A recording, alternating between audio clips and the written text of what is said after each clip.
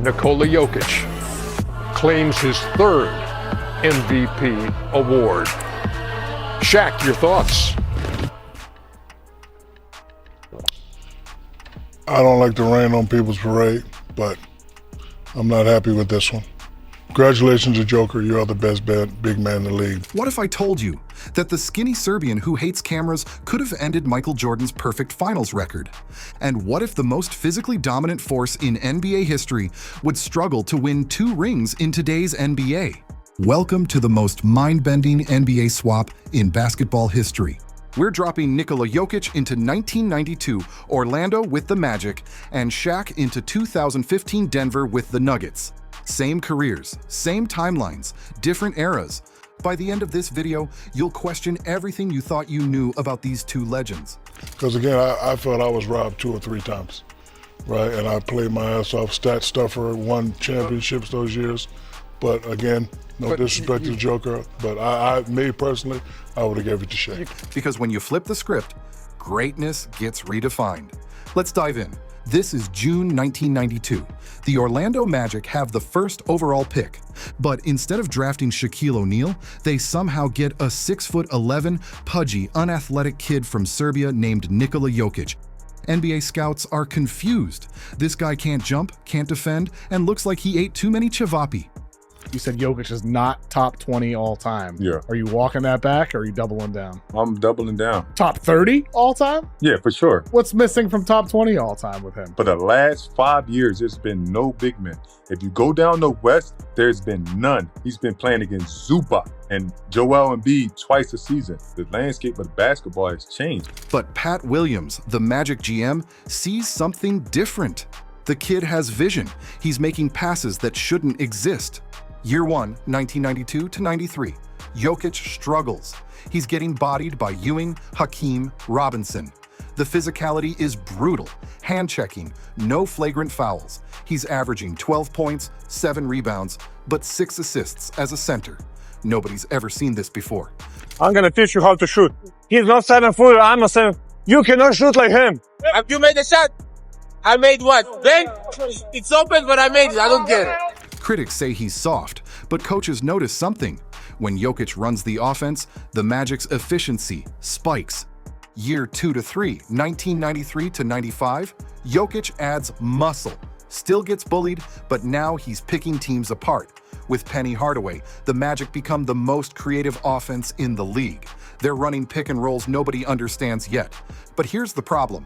Jordan's Bulls are lurking. Now flip the script. It's 2015. The Denver Nuggets draft a physical monster named Shaquille O'Neal. But there's one problem. The game has changed. Teams are launching threes. The paint is empty. And Shaq doesn't fit. But I'm disappointed in his career because I think he left a lot out. He didn't take it serious enough. He didn't get himself in the best physical condition that he needed to be in and year out. Year 1 to 2, 2015 to 17. Shaq dominates inside when he gets touches. He's averaging 20 and 10, but defenses are sagging off him. They're daring him to shoot free throws.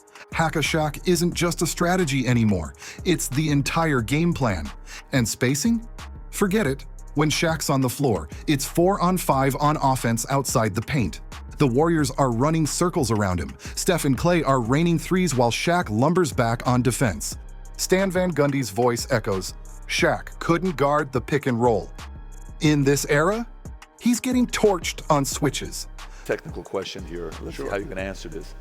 Who would Shaq be if he had your work ethic? He'd be the greatest of all time. If Shaq had your work ethic, he'd be the greatest of all time. Greatest of all time by a mile. Sure. The 1995 Eastern Conference Finals, Magic versus Bulls. Jokic is now a 2-time All-Star. He's added strength. His playmaking is unstoppable. Game 4 tied at 2-2. Jordan's locked in. But Jokic does something unthinkable. He runs a dribble handoff with Penny. Bulls collapse. Jokic whips a no-look pass to Dennis Scott in the corner. 3. Magic win. Jordan's furious. He's screaming at the refs, at Phil Jackson. How do you guard a 7-footer who plays like Magic Johnson? Giannis, Embiid, Joker. Of those 3, who is the toughest to guard? Joker. with Greek, it's like people playing him to try to get him to shoot. If Giannis is pulling up from anywhere on the floor, we feel like we won that possession. The Bulls win the series in 7, but Jokic just took MJ to the brink. The perfect finals record? It could have ended here. Jerry West sees the future. He trades for Jokic, pairs him with a 17-year-old rookie named Kobe Bryant. Here's where it gets wild. Phil Jackson arrives in 1999. Triangle offense. But Phil realizes Jokic is the triangle. He doesn't need it. Kobe once said if Shaq had his work ethic, they could have had 12 rings. He'd be the greatest of all time. But Jokic is in the gym before Kobe. He's watching film at 6 a.m. Kobe's stunned. They don't clash, they sync. Jokic faces prime Hakeem in 94, gets schooled. But by 99, when he's with Kobe, Jokic is carving up the Spurs. Duncan can't keep up with Jokic's pace. The Joker's running DHOS, split actions, and Tim Duncan is gasping for air. Meanwhile, Shaq's struggling. He's facing Draymond, Bam, and Giannis in space. The 2018 Rockets? They're running Shaq off the floor with small ball. Harden's getting switched onto Shaq 30 feet from the basket. It's BBQ chicken for Harden. Shaq wins 1 ring. Maybe. With a stacked roster in 2020. But the Steph KD Warriors, they'd obliterate him.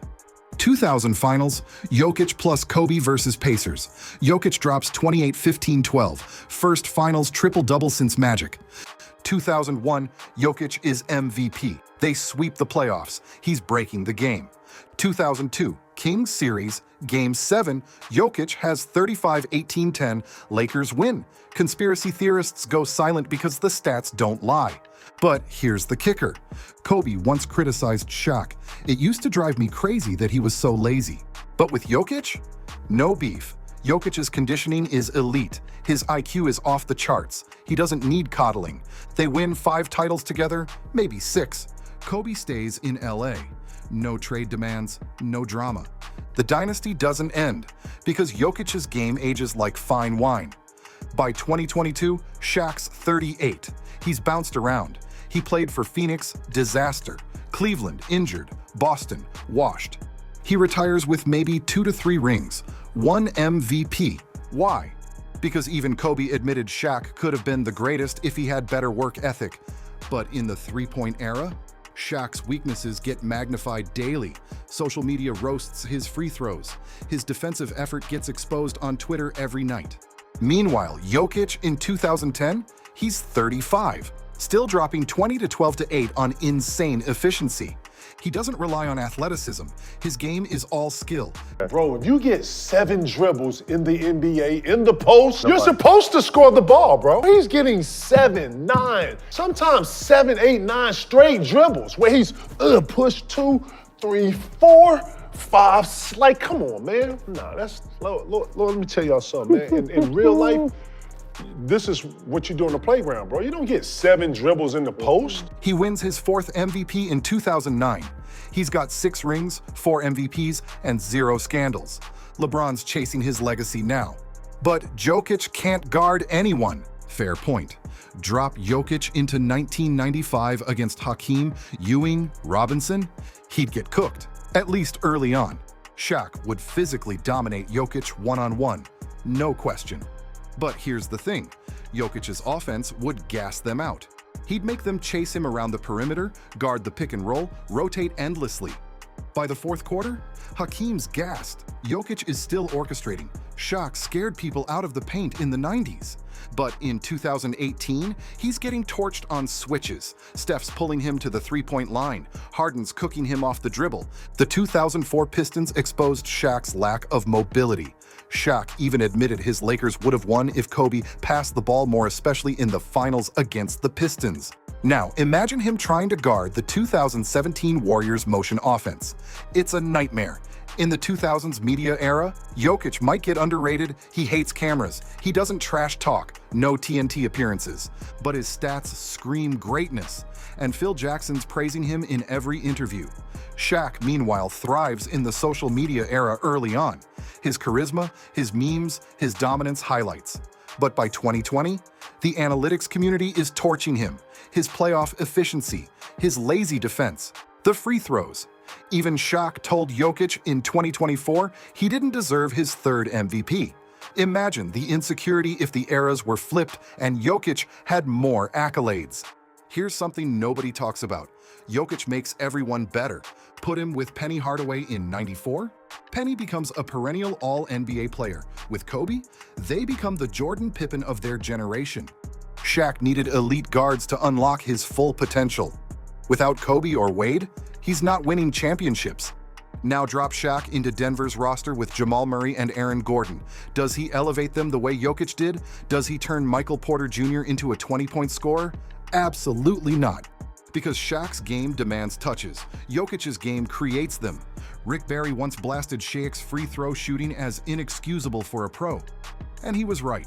In crunch time, Shaq becomes a liability. But Jokic in the clutch? He's got ice in his veins. Game 7 against the Lakers in 2023, he dropped 30-20-10 and carried Denver to a title. Swap that mentality into the early 2000s against the Kings, Blazers, and Spurs. Jokic is delivering in every big moment. Meanwhile, Shaq's getting intentionally fouled in the final 2 minutes. Every single time. Jokic in Shaq's era, 6 NBA championships. 4 MVPs, voters loved his stats plus winning. 2 finals MVPES. Top 5 all-time center debate, Shaq in Jokic's era. 2 NBA championships, maybe. 1 MVP. Shorter prime due to conditioning struggles. Top 20 all-time, but not top 10. So, would Jokic already be greater than Shaq if they swapped eras? Here's the truth. Jokic's skill-based game is era-proof. He'd dominate in any decade. Shaq's physical dominance. It's era-dependent. The modern game exposes his flaws. But here's the question for you. Would you rather have Jokic's 10-year prime of elite efficiency and playmaking? Or Shaq's 5-year peak of the most unstoppable force the paint has ever seen? Drop your answer in the comments. And if you think I'm crazy, hit that like button anyway. Because whether you agree or not, this debate just broke your brain. See you in the next one. And don't forget to subscribe and hit that notification bell.